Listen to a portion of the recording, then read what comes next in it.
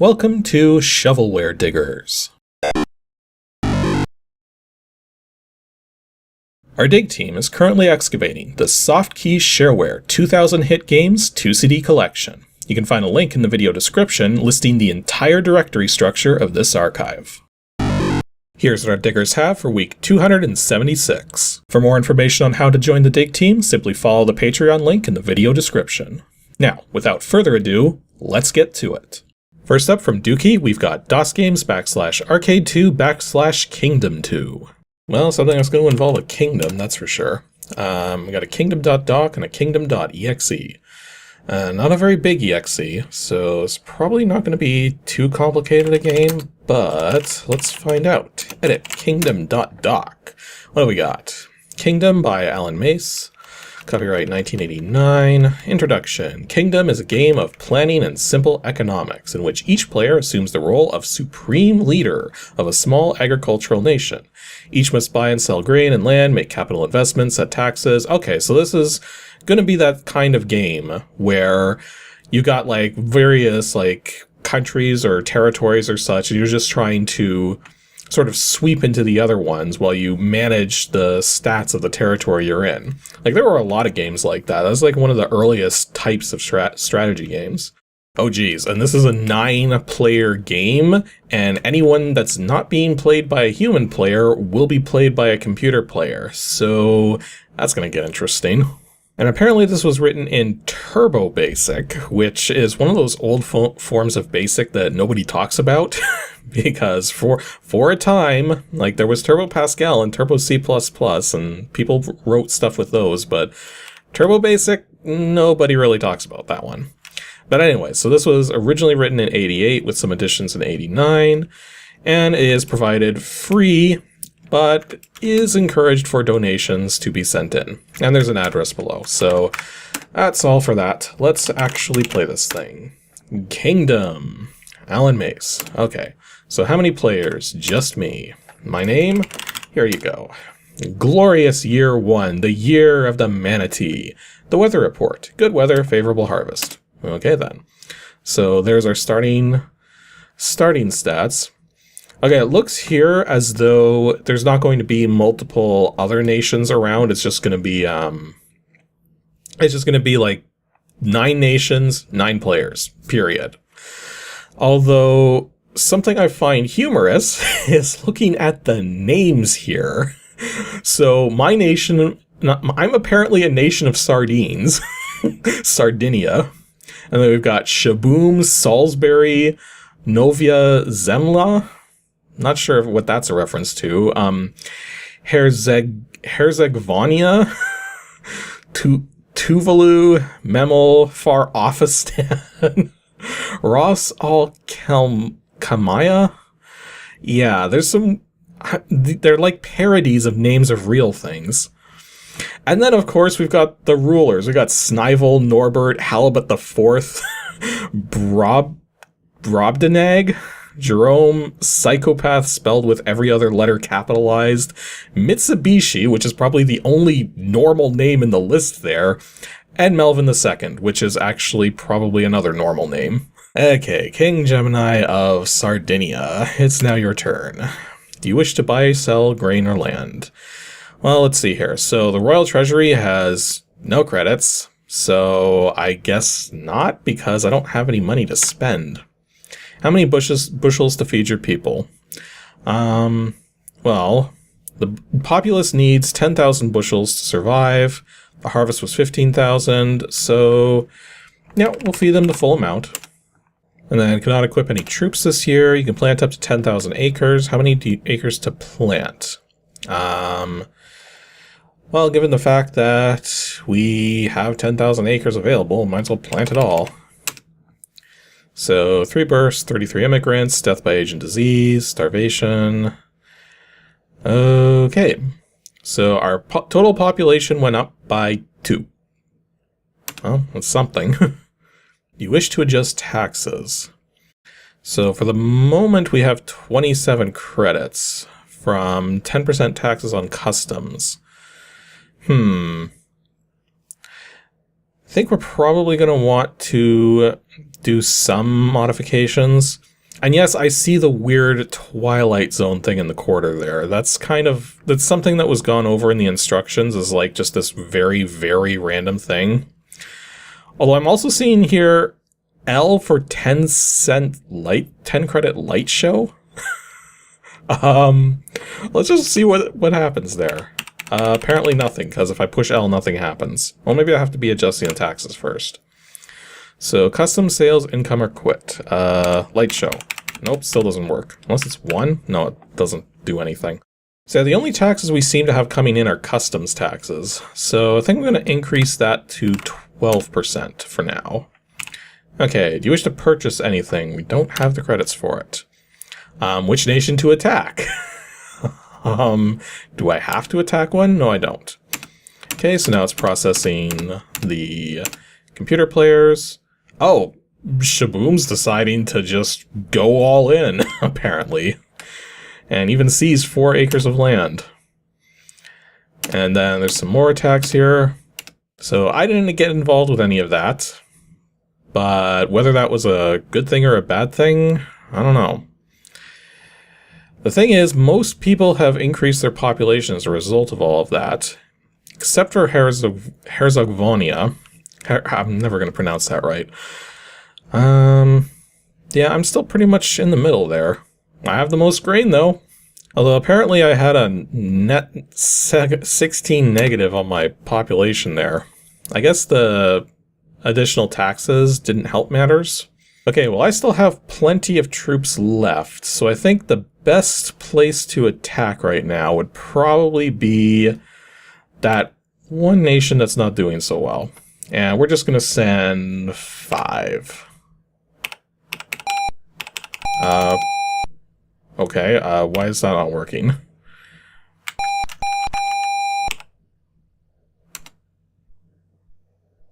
Okay, that's weird. For some reason it wasn't showing me a number, but I think it was actually, like, sending some things in, but... Or not? Like, it doesn't seem like I actually did any attacks there. That was weird. So yeah, this is kind of playing how I would expect a game like this to play, but just like with most strategy games, I'm not really good at this type of strategy game either.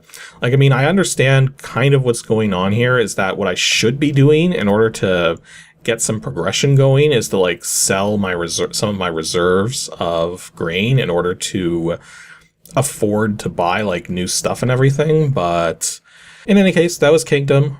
One of those typical territory and farming sort of strategy titles that were pretty common in the early days of computer gaming, and even in the 90s. Although, come the 90s, you now started having, like, full territory maps and stuff like that, and all kinds of graphics, and usually some kind of storyline attached to it as well. And I believe it was a more popular genre in Japan rather than the American market, but whatever. This is one of the early ones. Next up, we have a team dig from Jarmo Ranta and Paul Scheer. WINGAMES /GG Iago. I'm gonna guess that this is just gonna be a computerized version of the board game Go, but I could be wrong. Iago. Now it's a very small executable file, and we got nothing else here, so... Oh, no, it's Othello. But it has a maximize button. Does it maximize? It does. Don't see that very often. Although, let's be real here, this is a pretty simple look to it, so I'm not surprised at all that this maximizes properly. And apparently this particular one was made by Peter Venable in 1993 and is freeware. Okay then. So you can play against the computer, delays, smart, take back move. I wonder what this smart option does. Like, I'm thinking that maybe that's just whether the computer is going to actually play intelligently or not. Like, let's just do new game. I guess we're the black color? Yeah, we're the black color. So... This goes pretty instant. Like, if we put delay on, is that going to be like... Okay, it puts the second delay between my move and the computer move when I do that. Well, so far this is playing about as expected. Computer's offering something of a challenge here. I don't know how hard this is going to get, but we will find out. Well, I managed to take one of the corners, so that's always a good start.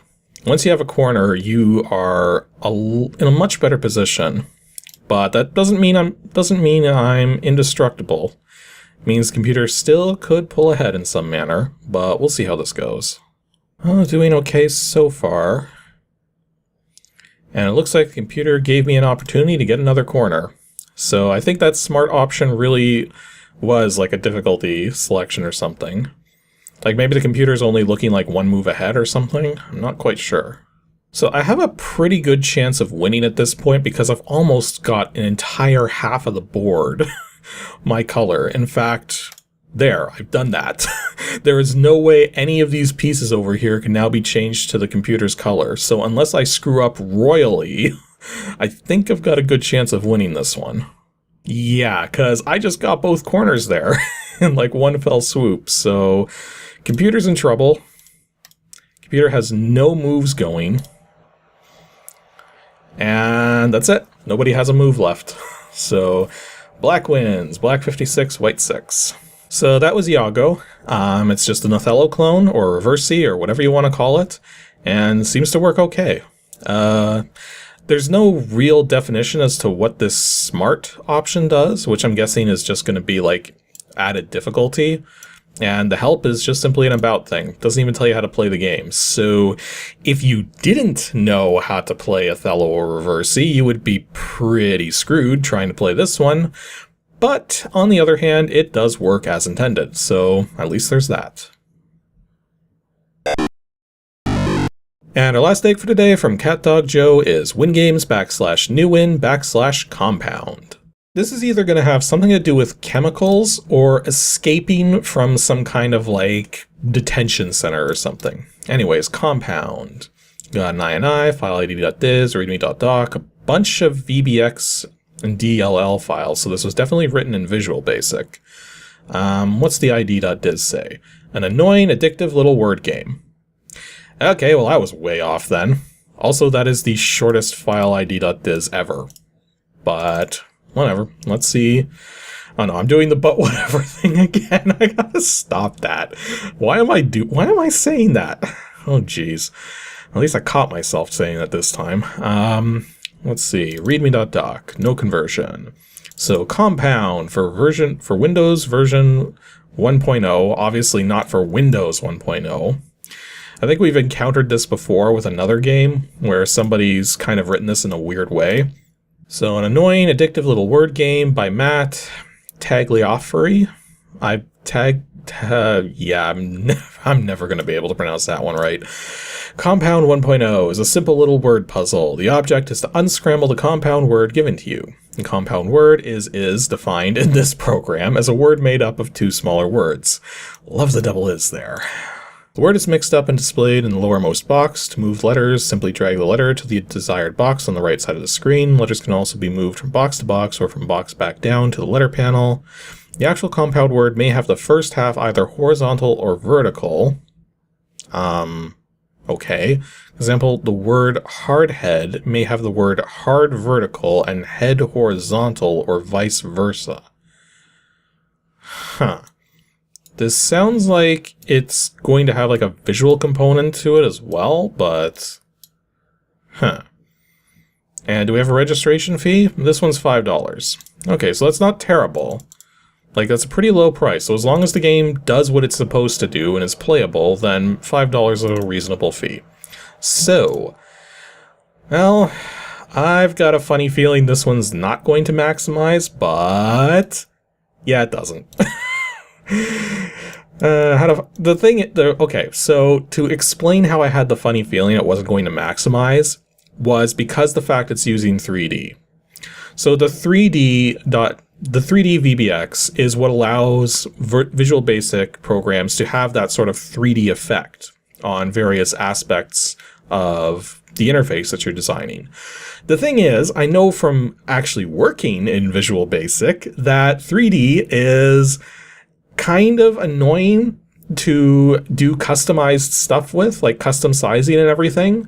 So the moment I saw this grid like this and noticed, hey, some of these are actually not the same. Like, look at these two here. They are slightly misaligned.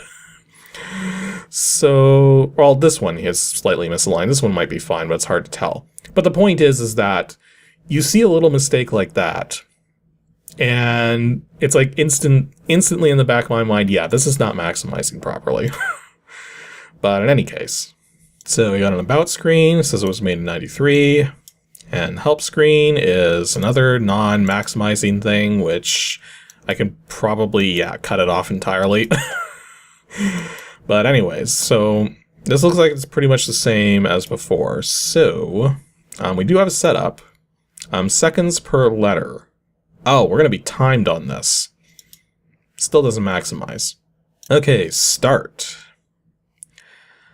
Okay. So I think what it did is it actually took the number of letters and put the timer at 10 seconds per letter.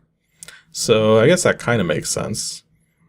So it's a compound word. It's going to be two words that are linked together at some letter somehow. Which one is this going to be? So I'm thinking in terms of 4-letter words. We've got shoe there. I'm just trying to think if I can make anything else with that. Unfortunately, you're not allowed to shift the letters around while they're down here. Although you can pull the letters off of the grid, so that's good. Yeah, I think I'm going to run out of time on this one. Like, I thought of shoe and show as the 4-letter word, but I can't figure out... Not having good luck figuring out a word that'll go as the 6-letter part of it. Wait, if I say no, is it going to auto-quit? Yep, it won't even tell me what the word actually was. That's evil. Oh, now that's interesting. The compound word isn't necessarily going to be connected right at one spot. Huh. Oh, I actually figured this one out here. So this one's watermelon. So if we do this, and then put the M there, and go like this, this should... There you go. Okay, it says congratulations, asks for play again. And if I hit yes, the timer keeps ticking down? But I cleared the puzzle. Why is it still ticking down? Control array element 1 doesn't exist. Okay, well I just crashed the program. Okay, remember before when I was saying how if your program's only $5, then you can get away with it just having basic functionality? You can't get away with it being broken. If you're charging money for a program, you cannot get away with it being broken. What have we got here? This one's only 8 letters long. Yeah, this one I'm having trouble figuring out here. Yeah, I don't think I'm going to get this one. So if I hit play again, yes, now, it just... Okay, now it really crashed. Okay, so that was compound. It is very broken because if you don't clear the puzzle and you want to play again, it completely crashes out because the timer keeps going. And if you do want to play again, after clearing the puzzle, the timer keeps going anyways. So you would have to hit the start button. So yeah, did this have a version on it? It didn't. So maybe there's a different version out there where that's fixed and this works properly, but this seems like it's still a little broken. So yeah.